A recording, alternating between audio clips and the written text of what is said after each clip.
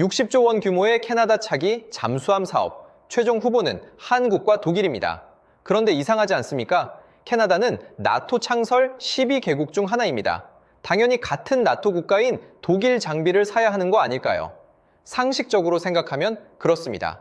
동맹국끼리는 서로의 장비를 씁니다. 나토 체계 안에서는 유럽 업체가 압도적으로 유리합니다. 그런데 이번엔 다릅니다. 한국이 강력한 최종 후보로 올라와 있습니다.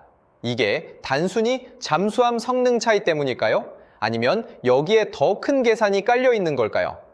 겉으로 보면 한국 대 독일의 기술 경쟁입니다.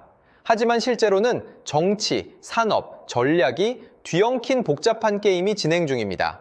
캐나다가 선택하려는 건 잠수함뿐만이 아닙니다.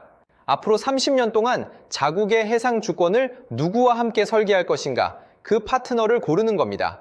그렇다면 한국은 어떻게 이 판에 끼어들었을까요? 비교 기준부터 명확히 해야 합니다. 배수량과 작전 능력 같은 기본 성능, 그리고 가격과 조건까지 모두 비교 대상입니다. 한국이 내민 카드는 장보고 3급 KSS-3입니다. 3,000톤급 대형 재래식 잠수함, 리튬이온 배터리 탑재로 장기간 잠항이 가능하고 수직 발사관까지 보유하고 있습니다. 핵 잠수함이 아님에도 SLBM을 운용할 수 있는 공격력을 갖췄죠. 독일은 어떤가요? 212 CD 계열을 제시했습니다. 2,500톤급 중형 잠수함으로 수소 연료 전지를 탑재했습니다. 조용한 잠항 성능에 강점이 있고 이미 나토 체계와 완벽하게 연동됩니다. 북유럽 국가들과 공동 개발 이력도 풍부합니다. 그런데 문제가 있습니다. 독일 잠수함은 아직 설계 단계입니다. 완성된 실물이 존재하지 않습니다. 반면 한국 잠수함은 이미 대한민국 해군에서 실전 배치 중입니다. 검증된 데이터가 쌓여 있다는 겁니다.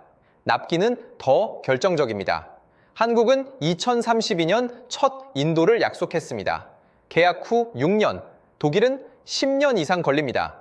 우크라이나 전쟁 이후 부품 수급 문제로 납기 지연 사례가 이미 여러 번 있었죠. 캐나다 입장에서 생각해보세요. 캐나다가 원하는 건 더 뛰어난 성능의 잠수함뿐만 아니라 태평양, 북극해, 대서양을 동시에 안정적으로 운용할 수 있는 전략 플랫폼입니다. 그래서 판단의 기준이 달라집니다.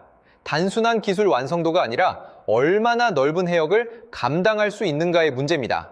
세 개의 바다를 동시에 방어해야 하는 나라에게 어떤 선택이 더 현실적일까요? 사실 진짜 승부처는 성능이 아니라 나토라는 벽입니다. 나토는 무기체계 상호 운용성을 중시합니다. 데이터 링크, 정비체계, 훈련체계까지 모두 통합되어야 합니다. 이건 단순히 기술 문제가 아닙니다. 정치적, 군사적 신뢰의 문제입니다. 한국은 나토 회원국이 아닙니다. 체계 통합 과정에서 장벽이 존재할 수밖에 없습니다. 캐나다 일각에서는 나토 표준인 독일 잠수함을 선택해야 한다는 목소리가 나옵니다. 독일의 강점은 명확합니다. 나토 표준에 완전히 최적화되어 있습니다. 북유럽 협력 네트워크도 탄탄하죠. 안전한 선택이라는 이미지가 있습니다. 그런데 반전이 있습니다. 캐나다는 지금 미국 의존도를 낮추려 하고 있습니다. 트럼프 행정부의 관세 압박 이후 전략적 자율성에 대한 고민이 깊어졌습니다. 기존 동맹 틀 안에서만 움직이고 싶지 않다는 겁니다. 더 결정적인 건 독일의 최근 행보입니다. 우크라이나 전쟁 과정에서 독일은 무기 지원을 주저했습니다. 나토 5조 발동도 회피했죠. 러시아 드론이 폴란드와 에스토니아 국경을 넘어 사상자까지 냈는데도 독일은 망설였습니다. 캐나다 입장에서 보면 이겁니다.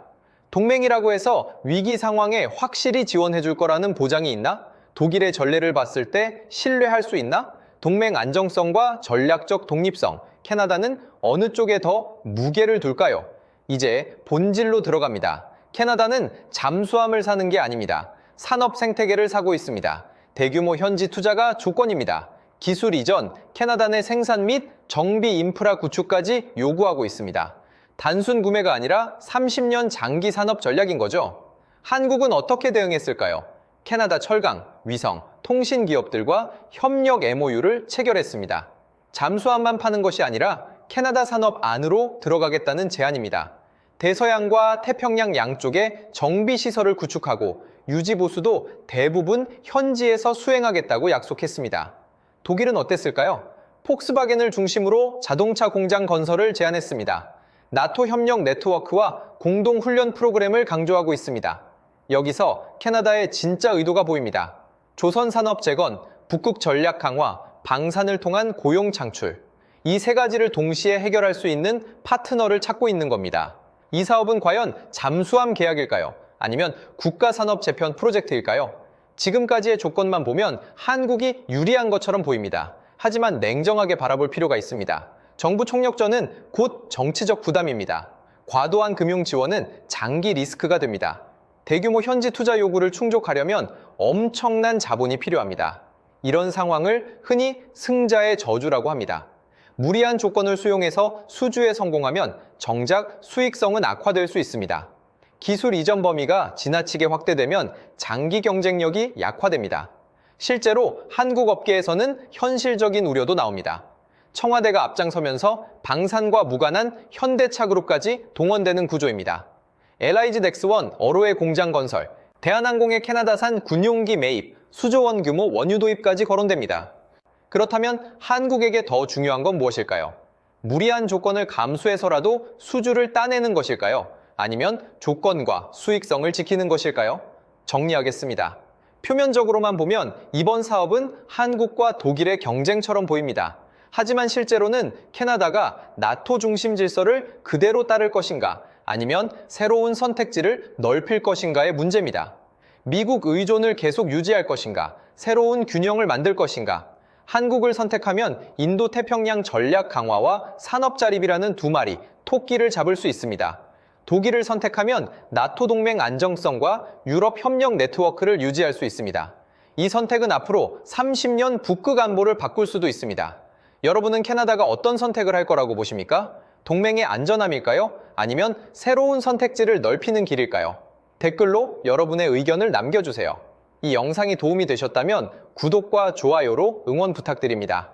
다음에도 이슈의 이면을 파헤친 분석으로 찾아뵙겠습니다. 끝까지 시청해주셔서 감사합니다.